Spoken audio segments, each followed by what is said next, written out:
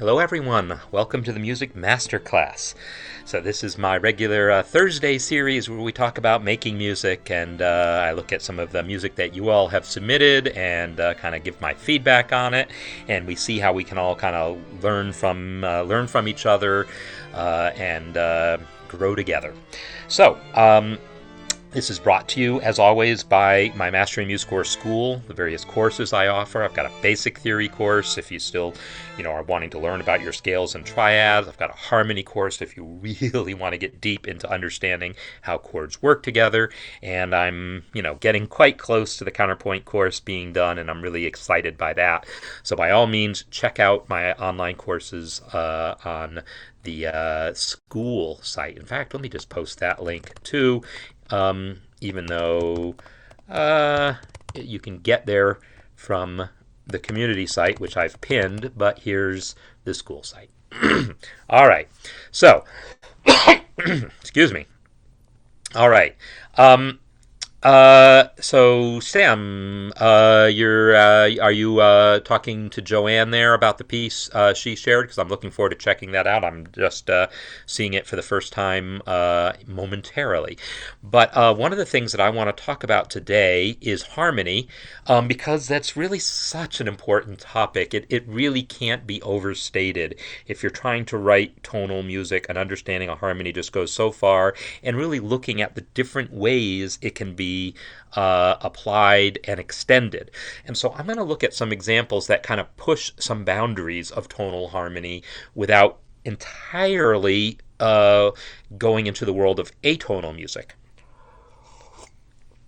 So let me make some distinctions here.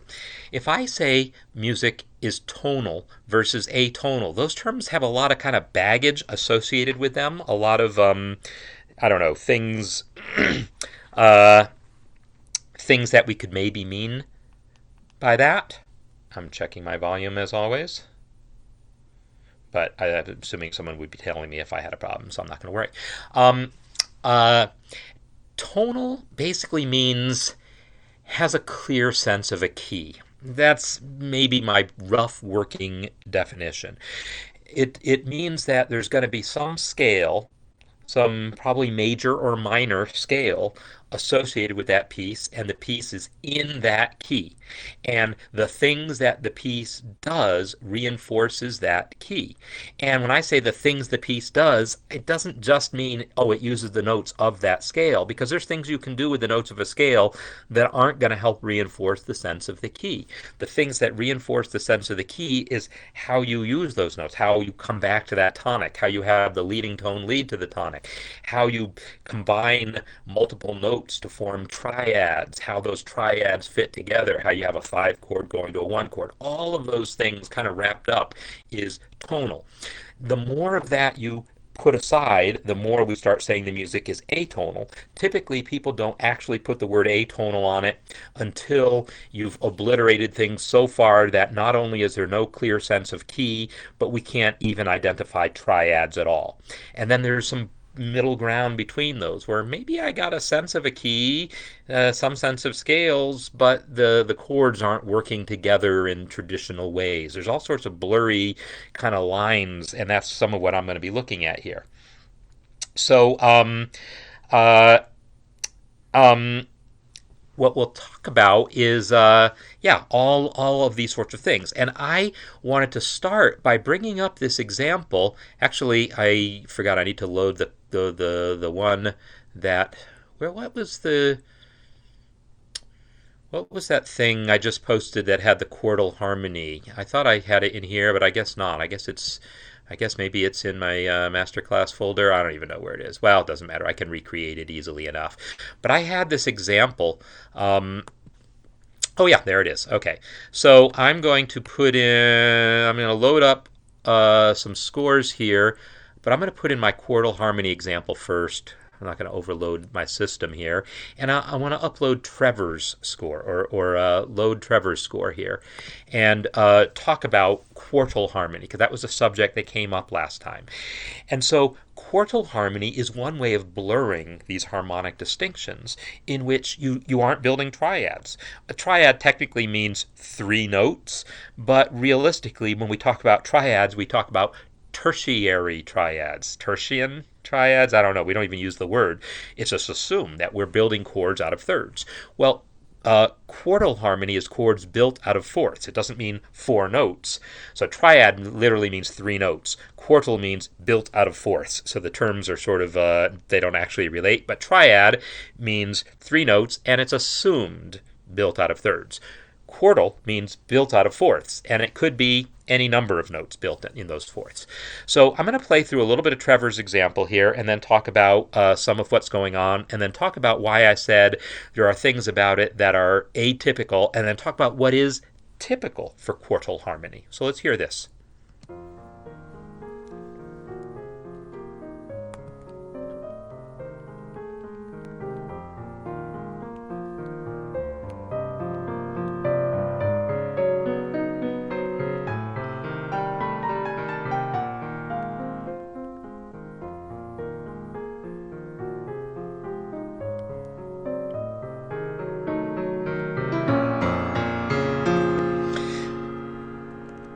All right, so I'll stop there, but there's a lot more going on. I'll play a little bit of this. All right, so this is a theme and variations type of piece, and so this melody, ding, ding, ding, ding, ding, ding, right? That melody is also built into what's going on in this variation, as is, same with the other variations. So you can see the fourths that are happening, like the left piano left hand here. We've got a perfect fourth. We've got a perfect fourth here, right?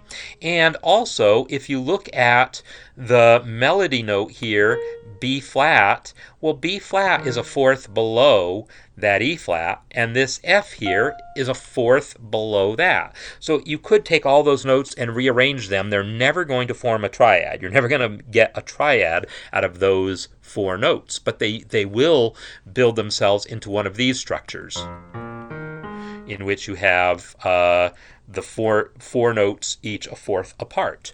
And so this piece is built on fourths. And so I was trying to get Trevor, and Trevor, are you here? I haven't seen if you're here or not. I was asking you in the community, in the comments when you posted the piece, what your thinking was, if you had kind of a plan for your use of the quartal harmony, and you sort of alluded to not really having one. And that's fine. There doesn't necessarily have to be a plan. You're certainly welcome to explore. And I want to, though, emphasize some of the things that are known that we do with fourths. And the biggest thing that I would say about fourths is, in a world in which we're used to hearing chords built on thirds, if I build a chord built on thirds here, that sound, I can build other chords built on thirds, and they sound normal to me. Especially if I invert this guy, put the G on top, and I get a nice little 1-5-1. Yes, when I invert it, technically there's a fourth in it, but the chord is still built out of thirds. They've just been inverted so that there happens to be a fourth in it, but the chord is still built from thirds. I contrast that with the following sound, where maybe I have this sound. This chord here is very clearly a C chord. This chord here is very clearly a G chord. We hear this, and we hear 1-5-1. If I now do this, whoops. If I do this, this is ambiguous, right? We hear sounds, we hear something moving, but we don't necessarily hear a specific chord happening. This is often a good thing. This is what I would say is kind of the point of quartal harmony, is creating ambiguous sounds. If I just put a C underneath that whole measure, I can hear that whole thing as a C chord. It's just motion within a C chord. On the other hand, I could put a C, a G, and a C, and now it's 1-5-1 in C. If I choose to hear it that way. It's ambiguous sounding, it's colorful, but it's still sort of identifiably 1-5-1 because of the bass note I put underneath it. Or, for that matter, I could have just put a G underneath that whole thing. And now we hear the whole thing as kind of a G chord. Or I could have put an E underneath it. And now we're going to hear it kind of as an E minor chord. The idea with these quartal harmonies is they're ambiguous, and until you provide context in the form of, say, a bass note, the ear doesn't know how to interpret what's going on. And that's realistically, that is kind of the point. It is at least one of the points of quartal harmony is to create these ambiguous sounds. Well, why would you want sound to be ambiguous? Well, here I want to come to the example that I put in my newsletter. And for anyone who's not already subscribed to my newsletter, please click the school link in the chat above and click the link to subscribe, because you miss out on good information otherwise. But in this week's newsletter, I posted the following, and I just want you to listen to this here.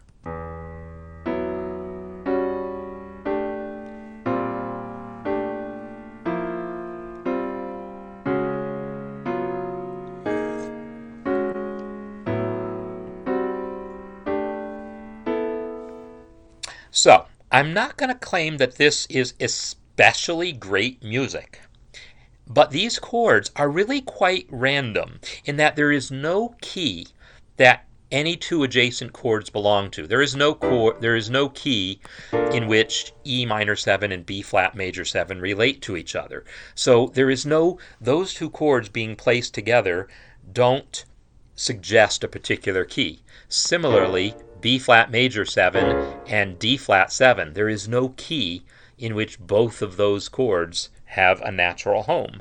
And there's no key in which D flat 7 and A minor 7 relate to each other. There is no key containing both of those chords.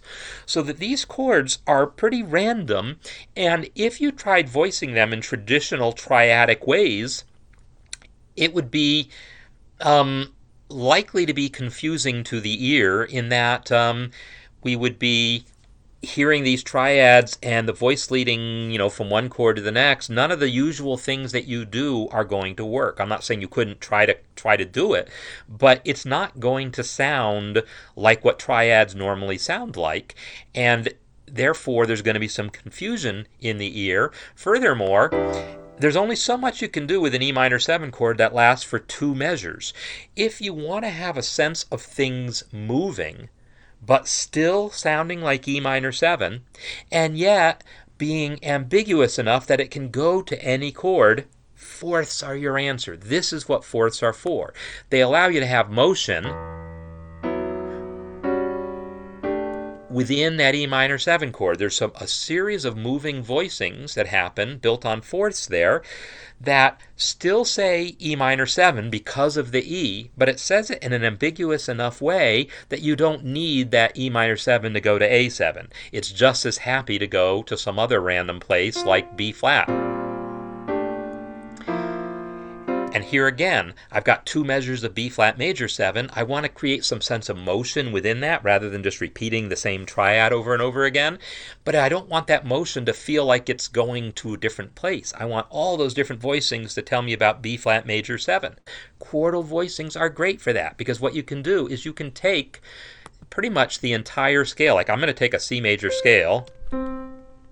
Let's see how I'm going to do this.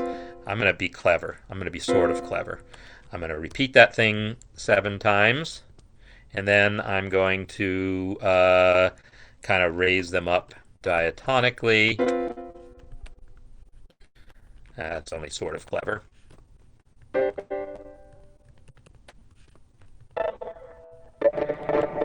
I probably could have entered this by hand about as quickly, but still it's fun. I'm having my commands to raise pitches diatonically get a workout here.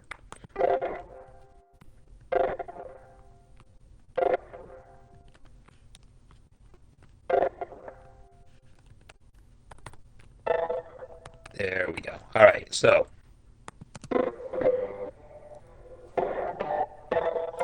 this is a series of fourths, all from within a C major scale. And again, if I put a C underneath it all, it sounds like a C chord.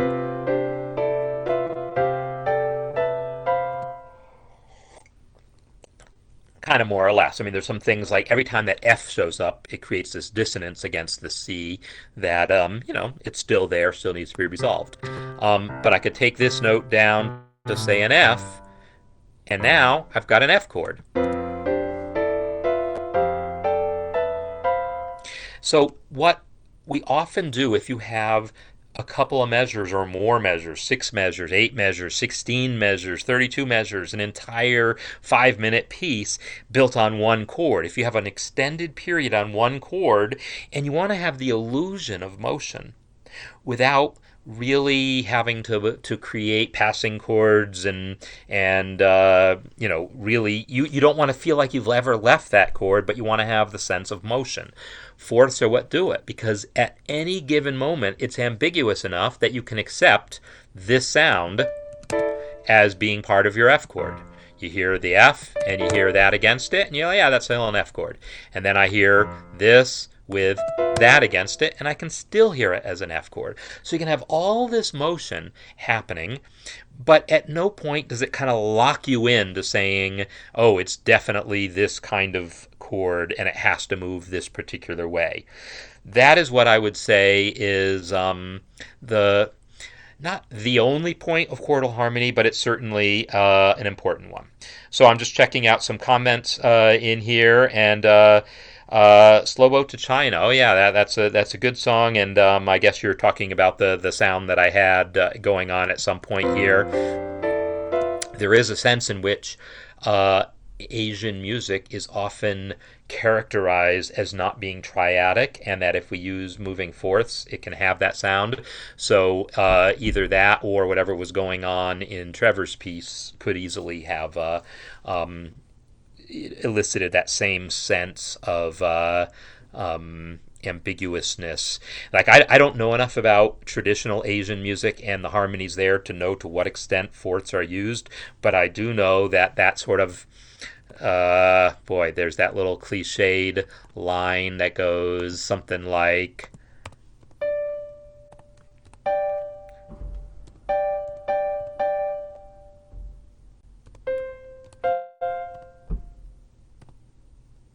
oops.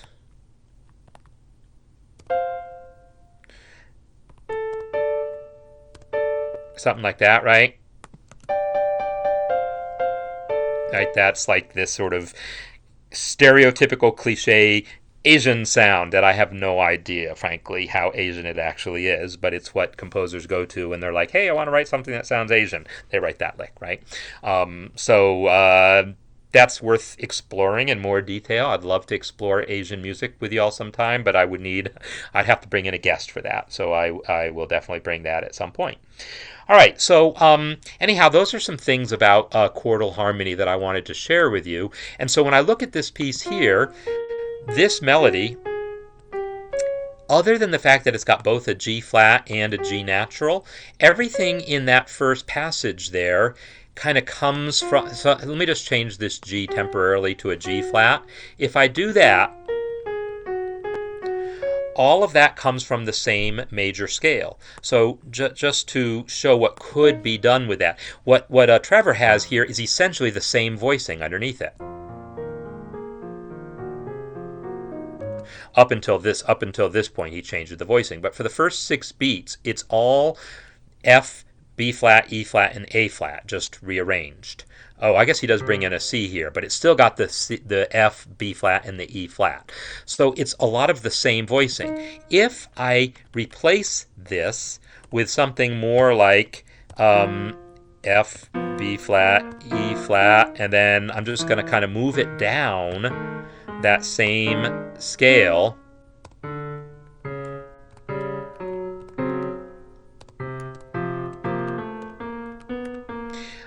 you get this kind of sound, and then maybe I'll just repeat it. I'm not going to say this is going to sound great, but it's an example of the sort of thing that one might normally employ when doing Quartal Harmony.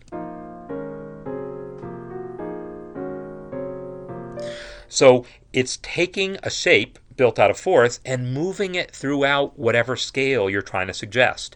Here, I don't even know if I want to call this F Phrygian, which is what that technically would be, or if I want to call it D flat major, or some other scale. But it's definitely that set of notes. There's an F, a G flat, an A flat, a B flat, a C, and a D flat and an E flat. Those are the notes that Trevor gave us to work with.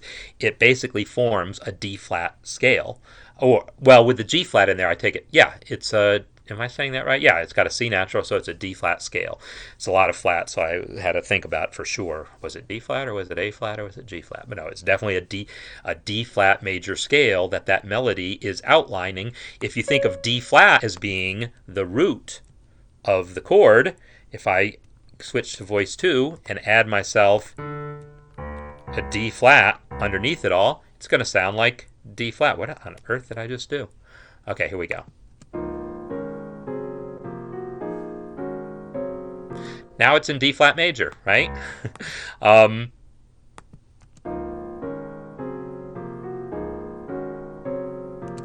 If, on the other hand, I made that bass note be an F, now it's F minor, or F minor with that kind of flat 9 sound.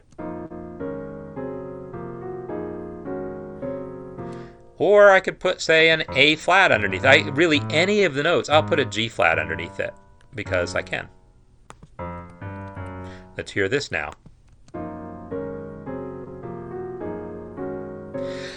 So those same sequence of quartal voicings are ambiguous.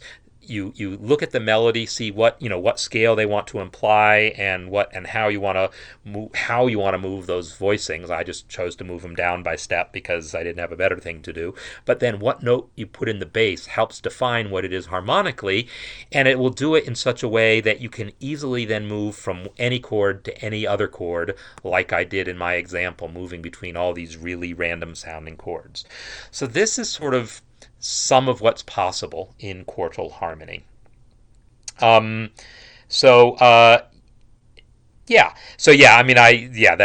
exactly right about the Asian thing. I know perfectly well that's it has some basis in fact, I'm sure, but yeah, it sounds like what you do, what someone, actually I think of it as more of a Warner Brothers thing. I could totally see that being like, in a Daffy Duck cartoon.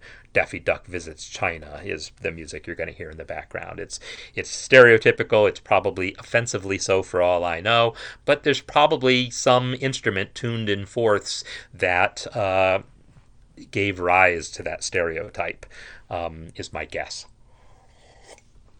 By the way, that sound here, when I put that F in the bass, this sound here,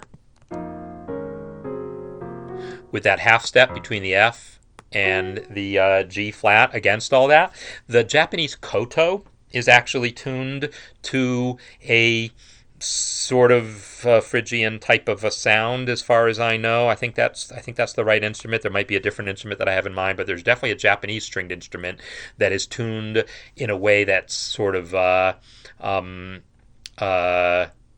called that. Yeah, I mean, it really is Phrygian scale. There is definitely a Japanese stringed instrument that is tuned in a way that's sort of consistent with what we might call Phrygian. So, anyhow, those are just some thoughts there. Parsa, absolutely. The idea of this ambiguousness of the harmony means chords can go anywhere, and therefore for modulating from key to key, yeah, this is going to do it. The trouble is actually going to be establishing a sense of key, but you could do it. I mean, if I put an actual 2-5-1 chord progression in here, if I put say 2 beats of F, 2 beats of B flat, 2 beats, and then 2 beats of low E flat, you're going to hear this as a 2-5-1.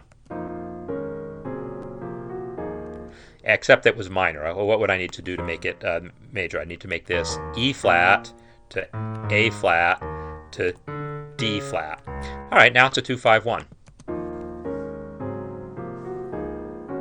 Right, 2-5-1. So now I've established some sense of tonality while using those same voicings. Because without a sense of tonality, it's not going to feel like you've modulated. It'll just feel like you did what I did in my example here. Moved from one chord to some other random chord, but I haven't really established a sense of a key. This didn't tell me I was in the key of E minor, just told me I was sitting on E minor for a couple of measures. Now, if I sat on it for 16 measures, maybe I will accept it as a key. But in any case, it's still not going to feel like a modulation as much as just a suddenly I'm in a new key. There won't be, it'll be a zero length modulation. You're just in the new key. So, well, chopsticks is a thing that's and there's actually not a section of it where there's any parallel fourths or even any fourths at all, except on the way back in. But yeah, I'm sure there's some relationship in there as well. Yeah, those are some of the things that I kind of went in knowing I wanted to talk about based on Trevor's music there. And Trevor's piece, goes on to do, let me undo all those things that I just did because, I don't want to mess up his piece. It was perfectly fine as written. It just, gave me an opportunity to talk a little bit about some things. So he is exploring different textures. Here it's this percussive right hand thing, and good luck playing that, by the way. I would want to play that with two fingers, FFF with both hands, and then I don't have any fingers left over, because playing repeated notes this way is the way I would normally want to play those repeated notes. I would try to play them with just alternating two fingers with the same hand, but I think I would have trouble playing it at that tempo personally. But in any case, so he's got that texture going here, and then the second variation has got different texture, right?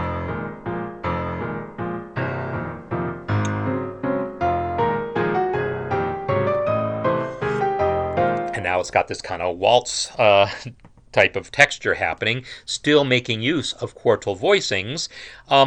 And doing some of these things, like this is an F moving between one quartal voicing here and another one here that basically loses the E flat, replaces it with an F, but it's still a quartal voicing kind of in that if I move the A flat, if I move the A flat down here, remove the F there, put this F up there. No, I want this here. I got to think about this. This A flat needs to be up there, and then if I imagine there being an E flat in between there, these four notes are the quartal voicing that he actually used right around here. And so he's using that voicing but rearranging its notes so they're no longer exactly a fourth apart. Whenever you see a cluster that looks like this, with a couple of seconds in a row, chances are that's actually a rearrangement of a quartal voicing.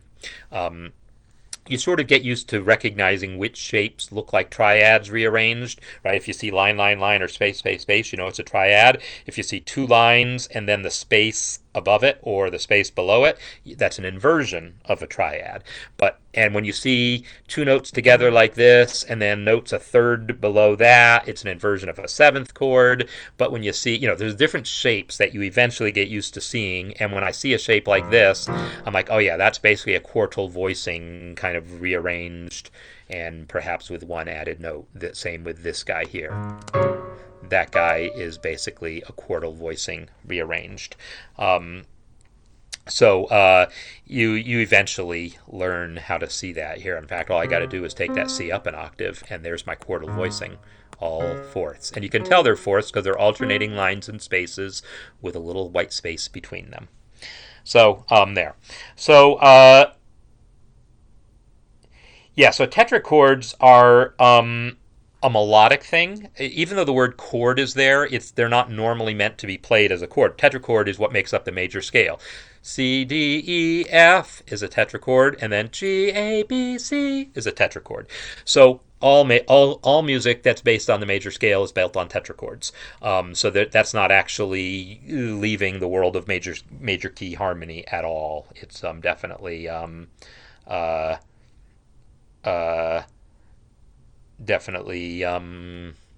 I forgot. I lost my train of thought. Sorry about that. I'm looking at this and I see last note of bar is B, not B flat. So I'm not sure what I just changed. I probably changed some note that I didn't recognize I changed. But in any case, whether it's B or B flat, it's still a fourth. It's just whether it's an augmented fourth or a perfect fourth, right? So, all right, yeah, lots about Quartal Harmony that I wanted to talk about and kind of did there. But I also just want to take a look at some pieces. And so these are pieces that were submitted pretty recently that really I haven't really looked at much. I've had a number of things going on, and some of them were just posted in the last few hours. But I want to talk about some of what's going on. Joanne's piece here, I probably want to look at next week, but I'm going to listen to it for like a measure or so here, just to, or not a measure, like a little bit here, because I know we talked at some length about what she was going for in the office hours that I do with the All Access members. So that we got to just have a discussion in Zoom, not in Zoom, but in a Zoom-like setting. And so I want to hear a little bit what this is like, and then I'll go in more detail on this next week.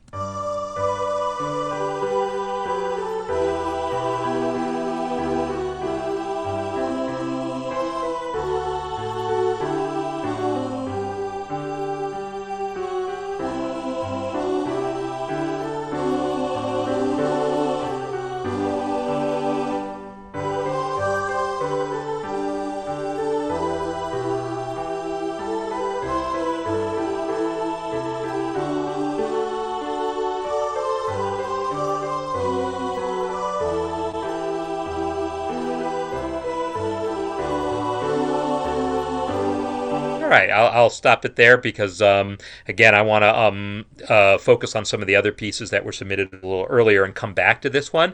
But so compared to what we were just talking about, this is now the type of language which is not ambiguous. This is very clear, right? This is in the key of G. We have a really clear sense of harmonic motion. 1 going to 6, going to 4, going to 5, and coming back to 1, right? It's doing the expected things. So this is sort of the opposite of that whole Quartal Harmony thing, which was all about ambiguity. This is all about harmonic clarity. The one thing that I will point out about it harmonically right now is this measure right here does something really nice. That's, again, what I mean when I talk about how chords fit together. First of all, the fact that we have the 1 chord going to the 6, going to the 4, going to the 5, that's all common expected sorts of things. And we want to do that to create the sense of a key center. It's by connecting chords in expected ways. And then there's expected ways, and then there's the slightly unexpected ways. And so I want to talk about this. The sound that happens right here, well, first of all, there's a little dissonance that happens here because of the C against the F sharp against the B. That right there is a quartal voicing, but it's sort of an accidental quartal voicing, right? It's not a quartal voicing that exists because she was exploring quartal harmony. It's because she has a D chord in which she wanted the 7th, but also wanted a 6th to be in the melody. And throw that all together, and that is a quartal voicing. It's just, not one that was there designed to exploit ambiguity. It's still trying to be a D7.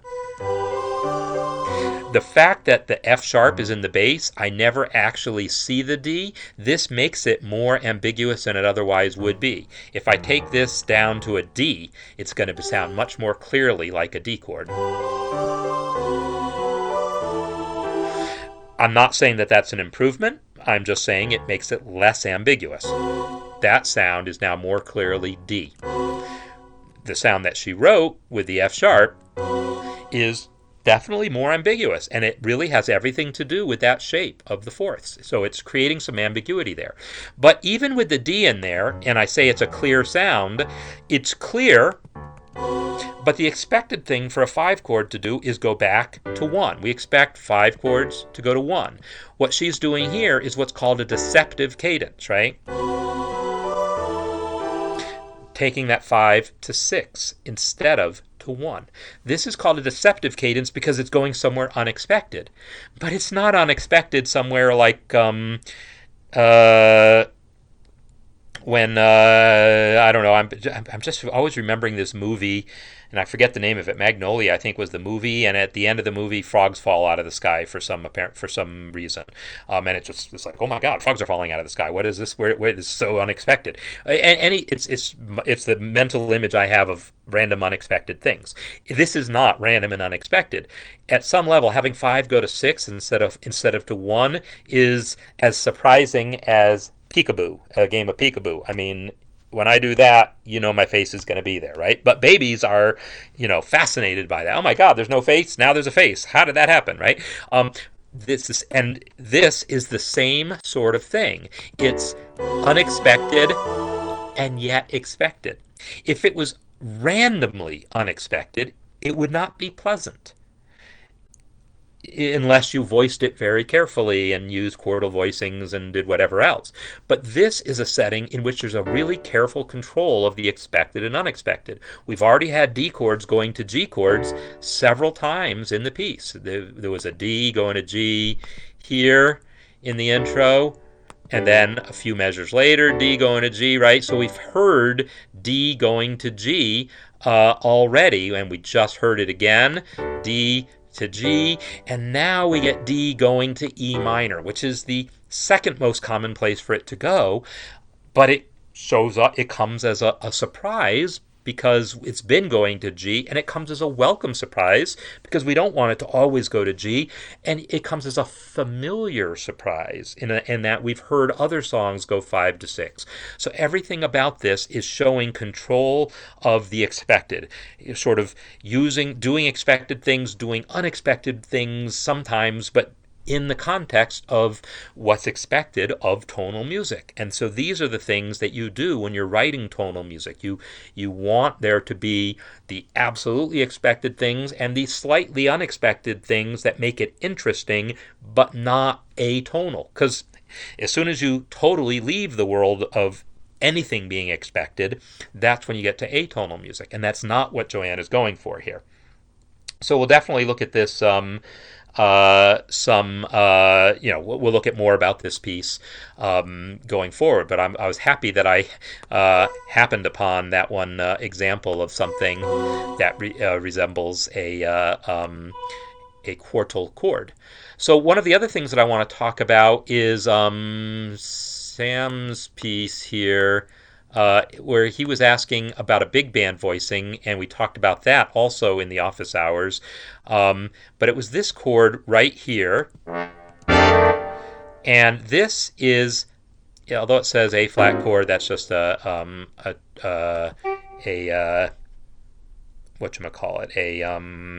transposition issue. So I'm going to delete the rest of those chords. They're off. All right, so this is an F7 chord. I say it's an F7 chord, but look at the notes that are in it. There's a G in it. There's a D in it. This is all concert pitch. Okay, so F7 should be F, A, C, and E flat, but we've got a G in it. We've got a D in it. We do have the expected C. We have the expected E flat, and we have an F. In the trumpets, we have an F, a D, and that D was unexpected. And then we have the expected A, and then we have a G, another unexpected note. In the trombones, we also have a D, unexpected note, and then D and E flat. So when I say unexpected here, I again don't mean unexpected like frogs falling out of the sky unexpected. I mean unexpected like peekaboo unexpected. I mean it's a welcome surprise that's familiar. It's surprising within the realm of what's familiar to people. So it creates this interesting color. This is my voicing, and Sam, I know you then fine-tuned it more from there. And I also had realized later that this voicing here that I created is, well, actually this is a drop 2 voicing. No, it's not. This is not the drop 2 voicing that I had intended to create here. But in any case, this is a spread of notes here, and the fact that it's including these extracurricular notes here, these color tones, the 9th of the chord as well as the 13th of the chord. And then again in the trumpets we have the 13th there. And then again in the trombones we have the 13th. So there's a lot of 13th, not a lot of... Oh yeah, the trumpet also, there's a 9th in the trumpet there. So we do get a little balance of 9ths and 13ths in there. But there's also a good helping of roots and a good helping of 3rds and 7ths also. And that's what helps us hear the chord. The 5th is maybe the least important note to signify. If you're going to be throwing on 6ths and 9ths and other color tones, the 5th is maybe the odd man out, and it's the note that we can probably do away with. So this is another way of creating a sound that expands beyond the norms of triads or even just 7th chords, adding these additional color tones. Adding these color tones doesn't change the function. F7 still wants to go to B flat, and sure enough, that is a B flat chord, believe it or not. It was a colorful B flat chord, the same kind of color, but there's my B flat in the bass. So it's a B flat chord with color in the same way that this guy was an F chord with color. So that adding the color didn't change the fact that it wanted to go to B flat. F7 wants to go to B flat whether you have color on it or not. You can tweak it by what color you add, but it's not going to fundamentally change the role of that chord. But it does create options for interesting voicings, such as the fact that the trombones here is another one of these structures, E flat, A, and D, in which the voices are a fourth apart. And here it's kind of more like Joanne's version. In fact, it's actually the exact same voicing. Joanne's voicing was the 7th of the chord, and then the 3rd, and then the 6th or 13th. Well, the voicing that I have in the harmony in the trombone part there is actually the same voicing. This was my voicing here. It's the 7th in the trombone 1, and the 3rd in trombone 2, and the 6th or 13th in trombone 1. So that sound, those voices are a fourth apart. Perfect fourth between the top two, augmented fourth on the bottom two. But that spacing is what kind of allows us to get this. It's not so much even in this case an ambiguous sound, it's a colorful sound. Because if all you do is stack triads, you're not going to get as much color, or you're going to have to work harder to get that triad, to get that color. It's going to take a lot of 3rds to get up to that 13th. And you're going to have some notes you probably don't want along the way, like the 11th. And you're going to have the 5th in there. So you can start skipping notes, but this is a tried and true way of spacing things where we get the 3rd and the 7th in there, and they're basically a fourth apart, and then putting a color tone a fourth above it. The trombone voicing that would go next would be D, the 3rd of the B flat chord, and then A flat, which is the 7th, and then a C. So this, and then the root in the bass. So right here, I put it in the wrong measure. That's my problem. Let's try it in the second measure. So this spacing here doesn't happen to be in fourths. Because again, that fourths aren't the point. The point is getting the 3rd and 7th of the chord plus a color tone. That is a typical jazz voicing. These are jazz piano voicings in the upper 3 trombones, and that's a typical way of writing for trombones. You take what are typical jazz piano voicings of 3rd, 7th, and color tone, or 3rd and 7th in either order on the bottom, and then a color tone above that. That's just a real typical jazz piano voicing, 3rd and 7th in either order, and then the color tone on top of that, it'd either be a 6th or a 9th. So that's another way of expanding beyond ordinary triads and 7th chords, which is kind of my theme for today, is talking about expanding beyond that, right? So so I'm looking at some other comments that I feel like I've missed there, Yeah, does the ambiguity of quartal harmony depend on contrast of clarity with harmony based on thirds? I mean, you could have a whole piece in which there's not a third to be seen, and then there's no contrast, but it's contrast with our mental, expectation of having heard thirds earlier in our life, and that's what makes it ambiguous because we're used to other things. So I don't know. That's probably my best answer. Maybe not a great answer. So great. I'm glad, Sam, that you went and did that analysis there. I did actually look at that, but I haven't studied it in detail. Um, so uh, um, so different types of tonal music. Well, yeah, obviously there's different types of tonal music for sure.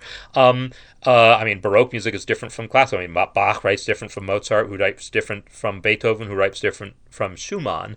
But the qualities of them that make them tonal, I would say, are the same. Monteverdi maybe a little less so because he's predating our modern concept of tonality. He's one of the people who pointed the way towards that, and so is maybe thinking more contrapuntally, less triadically, and yet there's no way to have three notes sound at the same time with no dissonance other than by making them a triad. That's the only way to do it. If you want three different notes and you don't want there to be dissonant, you don't want there to be any dissonance, you're going to write a triad.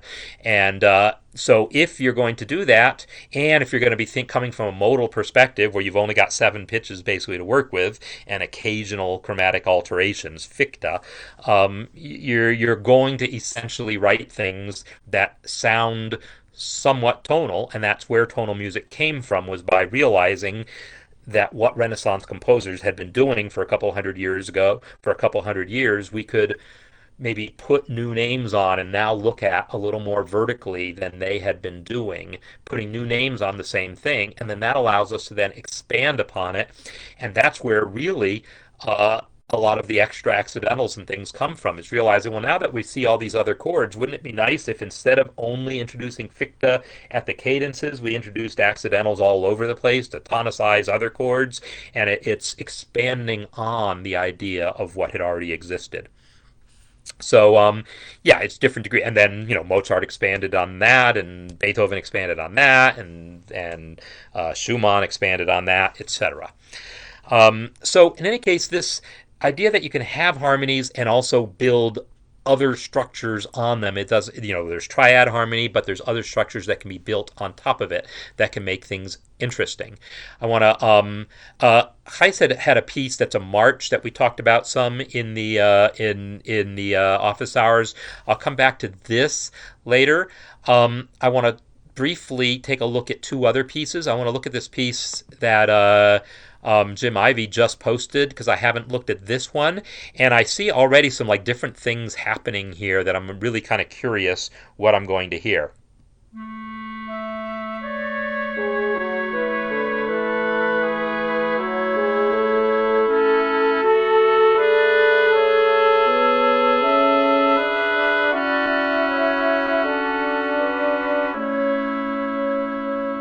All right, I have to stop it there because this is beautiful. This is really beautiful, and it exemplifies another aspect of what I was just talking about.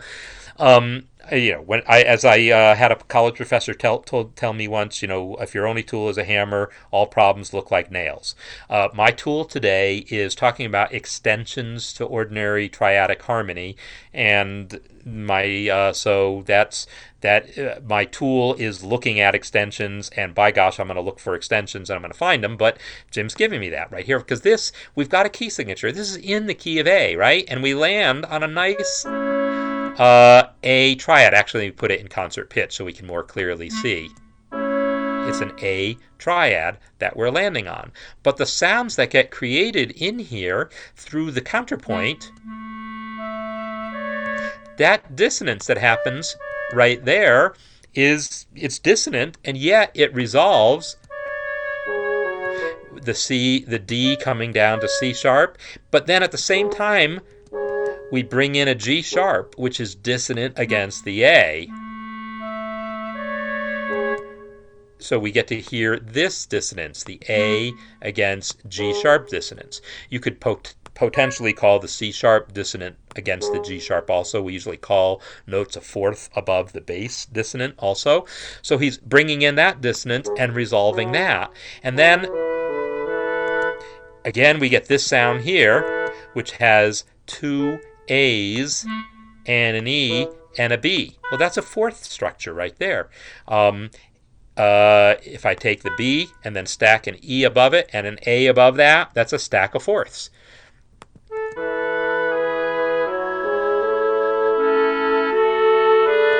This sound here is D, B, and G sharp. That is a G sharp diminished triad, but all stacked on top of A, its pedal point.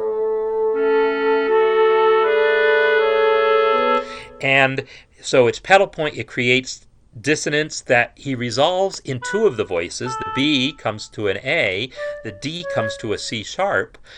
But he lets the G sharp ride because he's coming from a world in which major seventh chords are not dissonant.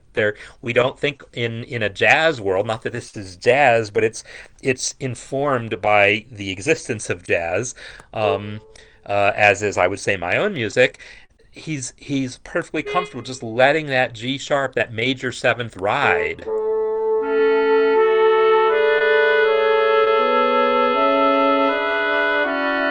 And then having another dissonant chord. And when I say a dissonant chord, we have D against C sharp, but also D against E, also F sharp against E, right? This chord is chock full of dissonances.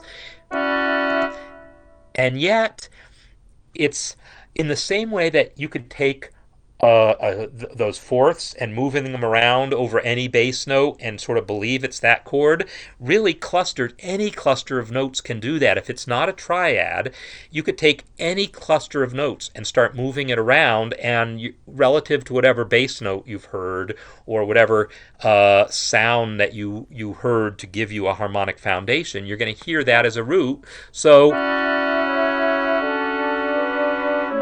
at some level, I hear that as 5 to 4 to 1. Even though I don't see voicings that tell me about 5 to 4 to 1, really it's maybe just 4 to 1. Maybe I don't even hear the E as the root. Maybe I just hear that whole thing as 4 to 1. But whatever, I hear it as tension resolving, tension and release, and when it releases in the most releaseful way there is to a triad. And the last sound we heard is D in the bass, F sharp, and then A on beat 3, which is a D triad. That's the 4 chord, right? And with a passing tone getting to the C sharp. So yes, there's a C sharp that we're also hearing there, but that's the major seventh of that 4 chord. So we can still hear it as a 4 chord. The point is, you don't have to say 4 chord, D, F sharp, A. Those are my 3 notes, and those are the only 3 notes I can have to say that I have a 4 chord. You can create these beautiful clusters, and I want to stress that. These clusters are dissonant, but they're beautiful dissonances. Anytime you have something that's not a triad, if you have 3 notes and there's not a triad, there's dissonance. That's the point I made earlier. The only way to combine 3 different notes and have no dissonance is a triad. So anytime you have 3 or more notes that are not just a triad, there's dissonance. But dissonance doesn't mean ugly. Dissonance can be utterly beautiful. So I don't know. That's my lesson in the beginning of Jim's piece. I do want to take a brief look at Humble's Canon here, because I said I was talking about how hard you made it for yourself by omitting the E, and so now this is actually going to be really dissonant. I'm going to listen to the first few measures and then talk about what's going on and why that's guaranteed to be the case.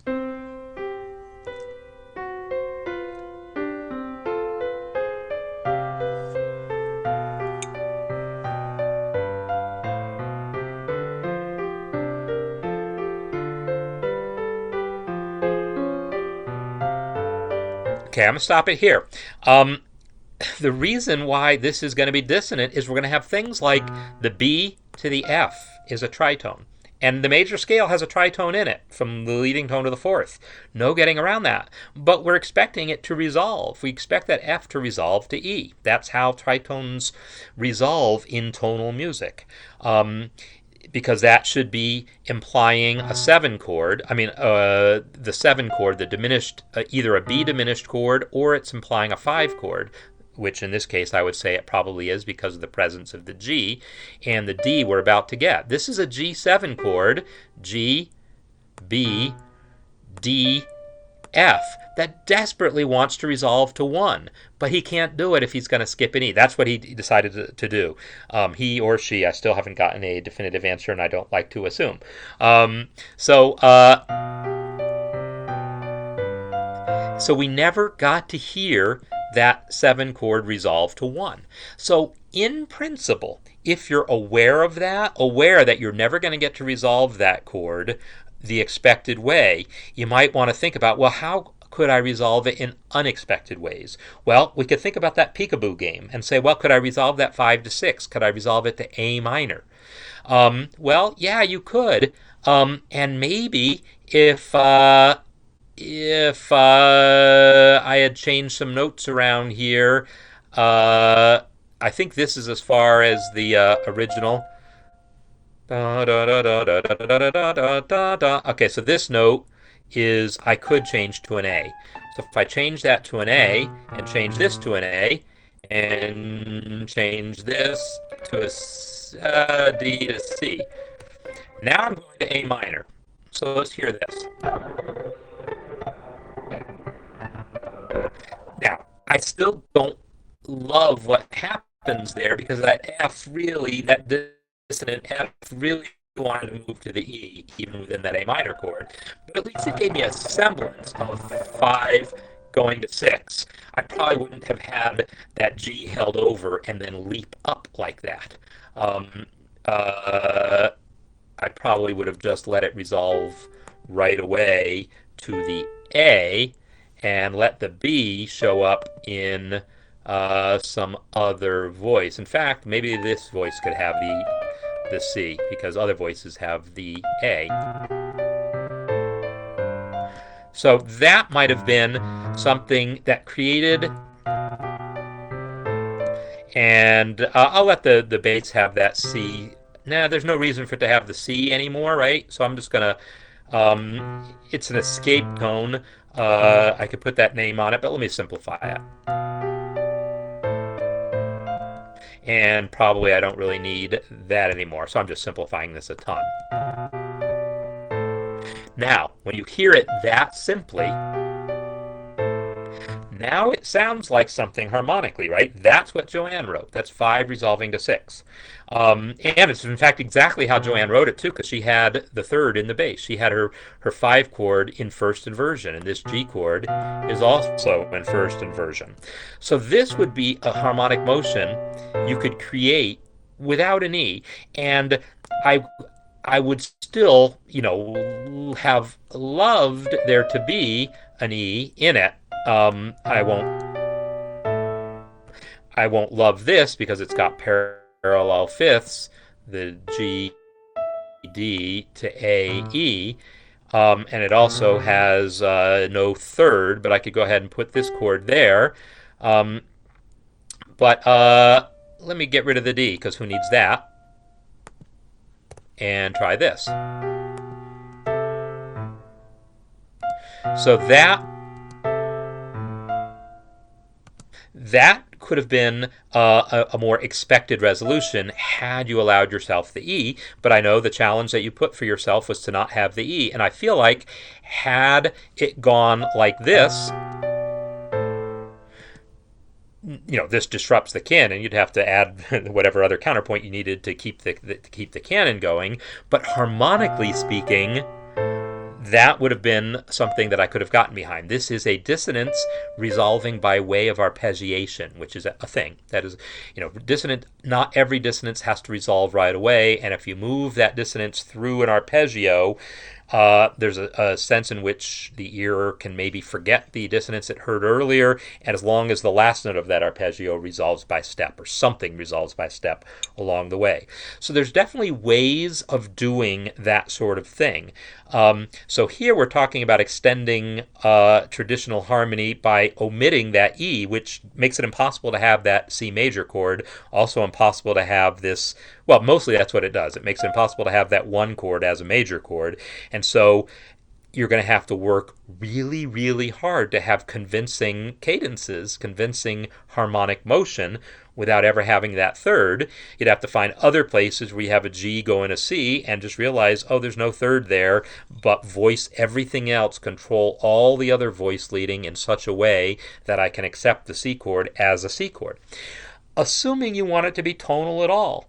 But if you don't want it to be tonal at all, why make it diatonic, right? Why not make it more heavily chromatic, and then it could be actually considerably more colorful. So that would be something else that you could consider in there.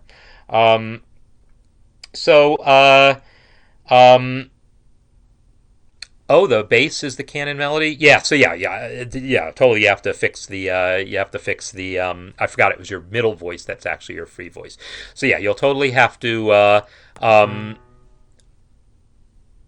So what you have to do is realize that A doesn't come in until here, and that if you wanted to create a G chord here, that you don't actually get to resolve it to C minor, to A minor until here. So there is the resolution. So you're going to have to maintain the sense of G all the way to there and make your voice leading work out in such a way that there is your point of resolution. So it's, if you're going to skip the expected resolutions, it's that much harder and that much more important to make the resolutions that do happen really, really work.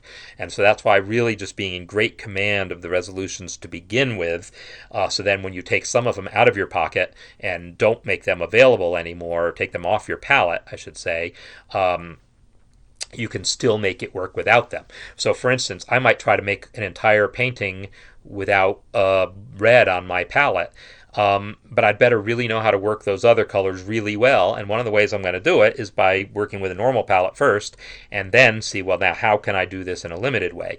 There is, value in saying I'm going to work with just a limited palette and work on tone, and I'm speaking as an artist here because I do that also. But there are ways of creating a world in which a limited palette works, and there's particular limited palettes that people say, okay, use this one because you will learn specific things from it. And so there are definitely things that can be done with limited palettes, both artistically, both visually and musically. But it's it definitely takes some discipline, is what I would say. So that is definitely the challenge that I would give, is to make it have meaning. Make the lack of the E, the limited palette you're giving, be as meaningful as you can within that limited palette. All right, so I'm going to wrap up here because I've been talking long enough, and I'm going to get on with the rest of my teaching day. Thursdays are now the days when I'm teaching in person also. So I hope that people have gotten something out of this, a little exploration of different aspects of harmony, and we'll see what else I want to talk about next time. But I now want to return to the theme to carry us out.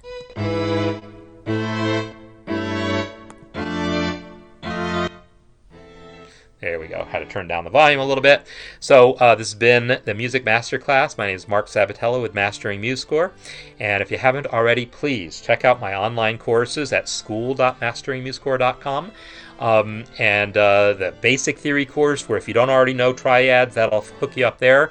If you're not so familiar with the concepts I'm talking about when I talk about how the chords move, deceptive cadences, and secondary dominance, if that language isn't familiar, the harmony course is what you want. Or if counterpoint, fugues, and canons and stuff is what fascinates you, hang tight. I'm going to have my counterpoint course going soon. Or just become an all-access member, and then you can access it all. And then you can also take part in the office hours. So that's something else to look forward to. So I hope you all had a good time here and learned a thing or two, and I will see you all next week.